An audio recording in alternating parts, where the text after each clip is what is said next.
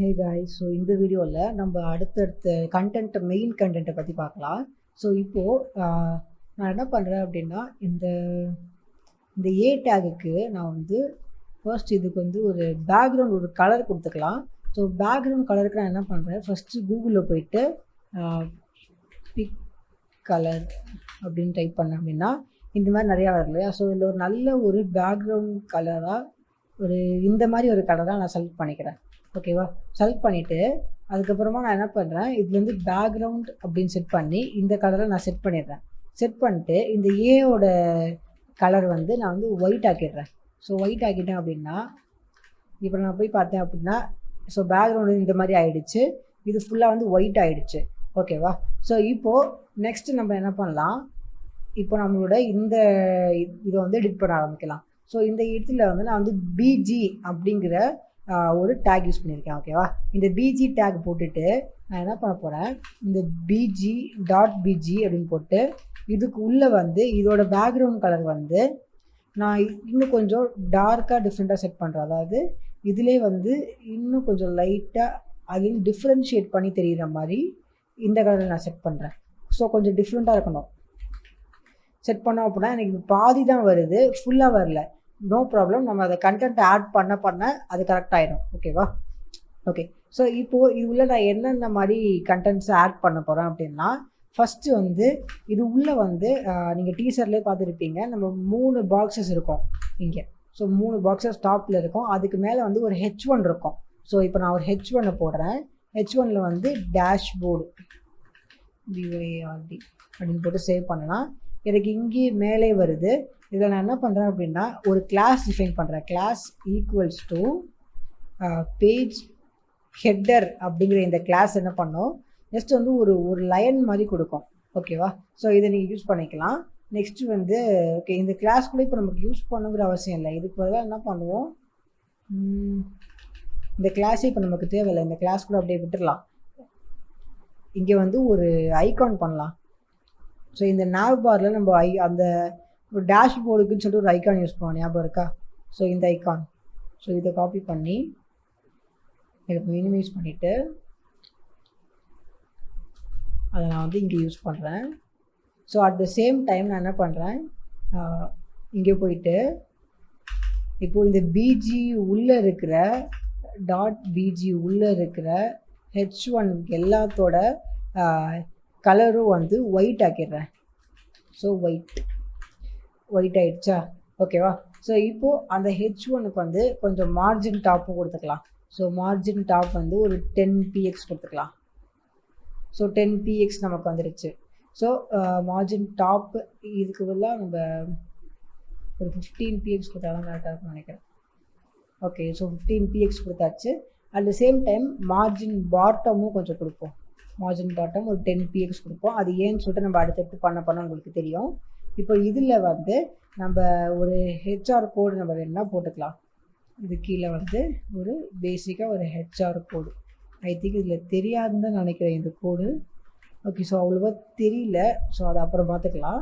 இப்போ இதுக்கு கீழே நம்ம வந்து இப்போது செப்பரேட் பண்ண ஆரம்பிக்கலாம். ஃபஸ்ட்டு வந்து div.row அப்படின்னு சொல்லி ஒரு ரோவை க்ரியேட் பண்ணுவோம். இப்போ இந்த ரோ உள்ள தான் நம்ம செப்பரேட் பண்ண போகிறோம். div டாட் இப்போது COL பண்ணுவோமா, அப்புறம் நம்ம SMO இல்லை MDO எது வேணால் யூஸ் பண்ணிக்கலாம். இப்போ அதுக்கு அவ்வளோ எல்லாமே ஒரு விஷயம் தான் பண்ண போகுது. ஸோ SM -4 போடுறேன். ஸோ 4 போட்டேன்னா இது வந்து 4 அப்படின்னு சொல்லி 12 ஆயிருமா. ஸோ 3 பார்ட்டாக பிரிச்சுக்கலாம். ஸோ இன்ட்டு 3 போட்டோன்னா எனக்கு 3 டிவ்ஸ் இருக்குது. ஸோ இப்போ 3மே இது ஒரு பார்ட் மாதிரி இல்லையா. ஓகே, ஸோ இது ரெடி. இப்போ இது உள்ளே வந்து நான் என்ன பண்ணுறேன் அப்படின்னா, இது உள்ளே வந்து ஒரு கண்டெய்னர் போட போகிறேன். ஓகேவா, ஸோ இது உள்ளே வந்து div டாட் ஃபஸ்ட்டு நான் வந்து பாக்ஸு ப்ளூ அப்படின்னு ஒன்று போடுறேன். ஸோ அது ஏன் உங்களுக்கு நான் சொல்கிறேன், ப்ளூ அப்படின்னு போட்டுட்டு இப்போது இது வந்து பிளாங்காக இருக்குது கரெக்டாக. இப்போ இந்த பாக்ஸ் ப்ளூ அப்படிங்கிற இந்த கிளாஸுக்கு சேவ் பண்ணிவிட்டு இந்த பாக்ஸ் ப்ளூ அப்படிங்கிற இந்த கிளாஸுக்கு ஃபஸ்ட்டு வந்து ஒரு ஹைட்டு போடுவோம். ஸோ ஒரு ஹைட்டு வந்து ஒரு 200 பிக்சல் போடுவோம். At the same time background colour வந்து இப்போ நான் வந்து இப்போதைக்கு சும்மா ப்ளூ அப்படின்னு போடுறேன், என்ன ஆகுதுன்னு பார்ப்போம். ஸோ பேக்ரவுண்ட் கலர் வந்து ப்ளூ. ஓகேவா? ஸோ ஹைட்டு வந்து கொஞ்சம் இன்க்ரீஸ் பண்ணி பார்ப்போம். ஒரு 250 பண்ணி பார்ப்போம். ஓகே, 220 பண்ணுறோம்னு நினைக்கிறேன். ஓகே, ஸோ 220 போதும்னு நினைக்கிறேன். இப்போ இதுக்கு வந்து கொஞ்சம் பார்டர் ரேடியஸ் கொடுப்போம். ஸோ பார்டர் ரேடியஸ் அப்படின்னு பண்ணி ஒரு 10 px கொடுப்போம். ஓகே, ஸோ இந்த மாதிரி இப்போ நமக்கு ஒரு ரெடி ஆகிடுச்சு. இதில் நம்ம என்ன பண்ணலாம் அப்படின்னா, இந்த H1க்கு வந்து மார்ஜின் பாட்டம் கொஞ்சம் இன்க்ரீஸ் பண்ணலாம். 20 px பண்ணுவோம். கொஞ்சம் கேப் இருக்கணும் இதுக்கும்.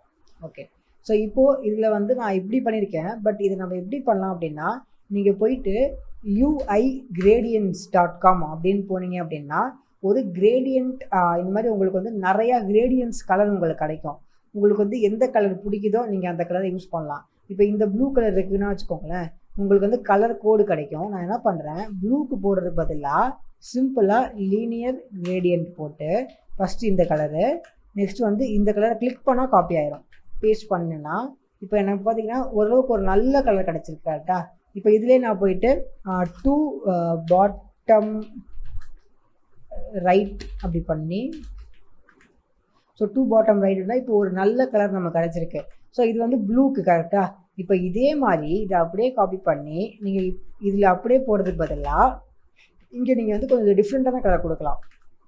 இங்கே இந்த இடத்துல போய் கலர் பாருங்கள், உங்களுக்கு எந்த கலர் பிடிச்சிருக்குன்னு நீங்கள் செலக்ட் பண்ணிக்கோங்க. இப்போது எக்ஸாம்பிளுக்கு இந்த ஆரஞ்சு இருக்குது அப்படின்னா நான் என்ன பண்ணுறேன், இந்த இடத்துல வந்து ஆரஞ்சு அப்படின்னு கொடுத்துக்கிறேன். ஓகேவா? ஸோ இதை சேவ் பண்ணிவிட்டு இதை அப்படியே காப்பி பண்ணி இங்கே பேஸ்ட் பண்ணிவிட்டு இந்த இடத்துல ஆரஞ்சு அப்படின்னு கொடுத்துட்டு இது கலர் மட்டும் நான் மாற்றணும். அவ்வளோதான். கலர் மட்டும் இதை பேஸ்ட் பண்ணிக்கிறேன். நெக்ஸ்ட்டு இதை பேஸ்ட் பண்ணிக்கிறேன். சேவ் பண்ணேன் அப்படின்னா எனக்கு பார்த்தீங்கன்னா கொஞ்சம் டிஃப்ரெண்ட்டான ஒரு கலரில் வந்திருக்கு. இப்போது நெக்ஸ்ட்டு இன்னொரு கலர் பார்க்கலாம். லாஸ்ட்டாக ஒரு கலர் பார்க்கலாம். இது மேபி நம்ம ப்ளூ பண்ணிட்டோம், இது பண்ணிட்டோம். நெக்ஸ்ட்டு ஒரு பிங்க் கலரில் ஒன்று பண்ணலாம். ஸோ இதை அப்படியே காப்பி பண்ணி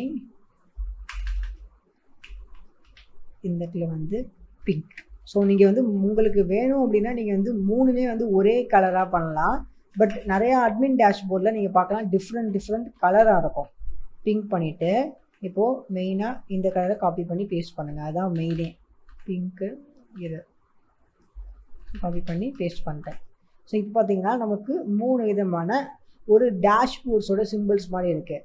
ஓகேவா? ஸோ இதில் நம்ம நிறையா விஷயங்களை பண்ணலாம். இது நம்ம இப்போ சின்னது பண்ணோம் அப்படின்னா நமக்கு இந்த மாதிரி ஆகுது, இப்படி ஆகுது. ஸோ அதை நம்ம வந்து மீடியா கொரிஸ் வச்சு நம்ம அதை சரி பண்ணிக்கலாம். இப்போ நம்ம வந்து மீடியா கொரிஸ் பக்கமே போகல, மொபைல் ரெஸ்பான்சிவ் சைடும் போகலை. இப்போ நம்ம ஃபுல்லாக வந்து நம்ம எதில் ஃபோக்கஸ் பண்ணியிருக்கோம்னா இந்த மாதிரி ஒரு பேசிக் அட்மின் பண்ணதான் ஃபோக்கஸ் பண்ணியிருக்கோம். ஓகேவா? ஸோ இதில் நம்ம என்ன பண்ணலாம், இது உள்ளே வந்து நம்ம கண்டென்ட்ஸை எழுதலாம். ஸோ இது உள்ளே வந்து இப்போ நான் இது உள்ளே வந்து கண்டிப்பாக இப்போ நான் வந்து ஒரு H1 போடுறேன் அப்படின்னா ஒரு H1 உள்ளே வந்து என்ன எழுதலாம், ஒரு நெக்ஸ்ட்டு ஒரு பேமெண்ட்ஸ் அப்படின்னு சொல்லி ஃபஸ்ட்டு எழுதுறேனே. ஸோ பேமெண்ட்ஸ் அப்படின்னு வந்திருக்கு இது உள்ளே. ஓகேவா? ஸோ இதுக்கு வந்து நம்ம வந்து H2 போட்டுக்கலாம்னு நினைக்கிறேன். H1க்கு பதிலாக H2 கொஞ்சம் கரெக்டாக இருக்கும். இதை வந்து நம்ம எடிட் பண்ணிக்கலாம். எப்படின்னா பேமெண்ட்ஸ் அப்படின்னு இருக்கா. ஸோ பேமெண்ட்ஸுக்கு இப்போது வந்து இந்த ப்ளூ பாக்ஸ் உள்ள ஸோ டாட் பாக்ஸ் ஒரு இதுக்கு பண்ணிட்டா நம்ம அதுக்கப்புறம் அதை எல்லாத்துக்குமே பண்ணிக்கலாம். H2 இருக்கிற எல்லாத்துக்குமே கலர் வந்து ஒயிட்டு, அதுக்கப்புறமா அட் த சேம் டைம் அதுக்கு வந்து மார்ஜின் டாப் கொஞ்சம் கொடுத்துக்கலாம். ஒரு 10 px கொடுத்தா கரெக்டாக இருக்குமா பார்க்கலாம். ஓகே, மார்ஜின் டாப்புக்கெலாம் கொடுக்கறதெல்லாம் சிம்பிளாக இது உள்ளே வந்து நம்ம இங்கே பேடிங் கொடுக்கலாம். ஸோ பேடிங் கொடுத்தோம் அப்படின்னா அது இன்னும் ப்ராப்பர் ஆகிடும். பேடிங் கொடுத்து 20 px டோட்டலாக கொடுப்போம். ஓகே, ஆட்டோமேட்டிக்காக ப்ராப்பர் ஆகிடுச்சு. இப்போ நம்ம மார்ஜின் டாப் நம்ம போடணுங்கிற அவசியமே இல்லை. ஓகேவா? ஸோ பேடிங் கொடுத்தாச்சு. ஸோ இப்போ நம்ம நெக்ஸ்ட்டு என்ன பண்ணலாம் அப்படின்னா இது உள்ளே வந்து இதை வந்து பேமெண்ட்ஸ் அப்படின்னு இப்படி போட்டு இப்படி சேவ் பண்ணிவிட்டு இதுக்கு கீழே வந்து இதை அப்படியே காப்பி பண்ணி இந்த இடத்துல வந்து ஒரு 22 இல்லை ஜஸ்ட்டு சும்மா ஒரு நம்பர் மாதிரி ஒரு சின்னதாக கொடுக்கலாம். ஓகேவா? ஸோ இப்போ இந்த நம்பரை வந்து நம்ம இதை கொஞ்சம் டிஃப்ரெண்ட்டாக நம்ம பண்ணலாம். அப்படி இல்லை அப்படின்னா இந்த மாதிரி கூட பண்ணலாம். இப்படி 2 விஷயத்தை நம்ம பண்ணுறதுக்கு பதிலாக பேமெண்ட்ஸ் 22 அப்படின்னு பண்ணிவிட்டு இதை நம்ம வந்து சென்டராக ஃபிக்ஸ் பண்ணுவோம். ஃபஸ்ட்டு டெக்ஸ்ட் அலைன் சென்டர் பண்ணோம் அப்படின்னா சென்டராக வந்துருச்சா. ஓகே. ஸோ இதில் வந்து பேடிங் வந்து நம்ம 20 இருக்குது. ஸோ இதை வந்து ஒரு 50 சேஞ்ச் பண்ணி பார்க்கலாம். சும்மா சேஞ்ச் பண்ணி பார்க்கலாம் என்ன தான் ஆகுதுன்னு. ஓகே 50 பண்ண வரல, ஒரு 100 சேஞ்ச் பண்ணி பார்க்கலாம். 100 கரெக்டாக இல்லை. 70 சென்டர் லைன் வரல, ஒரு 80 பண்ணுவோம். ஸோ 80 பண்ணோம் அப்படின்னா நமக்கு வந்து இந்த சென்டர்ஸ் வந்துடுது. ஸோ பேமெண்ட்ஸ் இந்த மாதிரி பண்ணலாம். இதில் வந்து நம்ம வந்து இதை வந்து கேப்ஸ் பண்ணி வச்சுக்கலாம். பேமெண்ட்ஸ் அப்படின்னு போட்டு இப்படி பண்ணலாம். இதே விஷயத்த நம்ம இங்கேயும் ஃபாலோ பண்ணலாம். இதை அப்படியே காப்பி பண்ணிட்டு போய் இந்த பாக்ஸில் போடுவோம். இப்போ இந்த பாக்ஸில் வந்து யூசர்ஸ் 20, ஒரு யூசர்ஸ் ஒரு 55, அதே விஷயத்த இங்கே பண்ணுவோம். இந்த இடத்துல வந்து ஆரஞ்சு பாக்ஸுக்கு ஆரஞ்ச், அதே மாதிரி மறுபடியும் பண்ணுவோம். பிங்க்குக்கு பண்ணுவோம். ஸோ இப்போ இதை அப்படியே காப்பி பண்ணிட்டு போய் இங்கே போய்ட்டு இப்போது யூசர்ஸ் போட்டோமா. ஸோ நெக்ஸ்ட்டு நம்ம என்ன பண்ணோம், யூசர்ஸ் போட்டாச்சு. நெக்ஸ்ட்டு கோர்சஸ், ஒரு 11 கோர்சஸ் இருக்குது, இது மாதிரி பண்ணிக்கலாம். அதே மாதிரி இங்கே நம்ம விஷயம் பண்ணால் இந்த பேடிங் அண்ட் டெக்ஸ்ட் அலைன் சென்டரை நம்ம இங்கேயும் பண்ணோம். சேவ் பார்த்தீங்கன்னா இந்த மாதிரி ஒரு பேசிக்கான விஷயம் வந்துடுச்சு. ஸோ இப்போ நமக்கு இன்னும் அட்வான்ஸாக தெரிஞ்சிச்சு அப்படின்னா இந்த இடத்துல வந்து சார்ட்ஸு அந்த மாதிரி வந்து நம்ம நிறையா விஷயங்களை இது உள்ளே வந்து பண்ணலாம். ஓகேவா. ஸோ இதெல்லாம் வந்து மீடியா கொரிஸில் நம்ம ஈஸியாக அதை சரி பண்ணிட முடியும், அது உங்களுக்கே தெரியும். ஓகே. ஸோ வேறு என்னென்ன விஷயங்கள். ஸோ இப்போ வந்து நம்ம ஓரளவுக்கு வந்து ஒரு டேஷ்போர்டுக்கு தேவையான விஷயங்களை பண்ணிட்டோம்.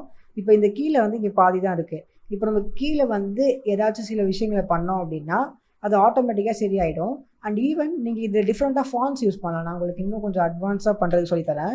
இப்போ உங்களுக்கு வந்து இந்த ஃபாண்ட் வந்து இதோட செட் ஆகலை, இந்த நடுவில் இருக்கிறது செட் ஆகலை அப்படின்னு நீங்கள் நினச்சிங்க அப்படின்னா நீங்கள் வந்து கொஞ்சம் நல்ல ஃபாண்ட்டாக சர்ச் பண்ணலாம். ஸோ இப்போ இந்த ஃபாண்ட் இருக்குது அப்படின்னா ஸோ இதை நீங்கள் காப்பி பண்ணிவிட்டு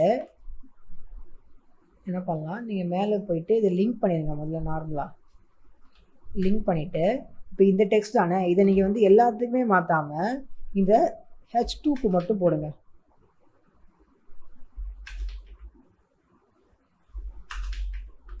போட்டிங்க அப்படின்னா இந்த ஃபாண்ட் மட்டும் இப்படி டிஃப்ரெண்ட்டாக இருக்கும். ஸோ இந்த மாதிரி நீங்கள் வந்து டிஃப்ரெண்ட்டாக நீங்கள் வந்து உங்கள் இஷ்டத்துக்கு நீங்கள் நிறையா விஷயங்களை இதை வச்சு பண்ண முடியும். ஓகேவா. ஸோ இப்போது இது முடிச்சிட்டோம். நம்ம இப்போ கீழே வந்து இதை வச்சு இன்னும் என்னென்னலாம் நிறையா பண்ணலாம் அப்படின்னு சொல்லிட்டு பார்க்கலாம்.